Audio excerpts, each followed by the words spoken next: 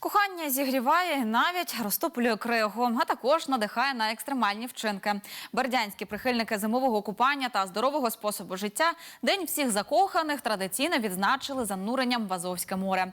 Так, представники Бердянського клубу любителів зимового купання і екстрим протягом року спільно відзначають багато свят. Тож День Святого Валентина не виняток. Валентинів день. Традиційно клуб нас збирається, пірнає, жаром своїх сердець розтоплює цю кригу, котра у морі. Сильний вітер, температура повітря мінус 9 градусів та шуга, яка заповнила всю прибережну частину Бердянської затоки. Не злякали жінок та чоловіків, тож традиційне святкове купання відбулось. Усіх з Валентиновим днем! Кохайте і будьте коханими! Усім добра, здоров'я, любові!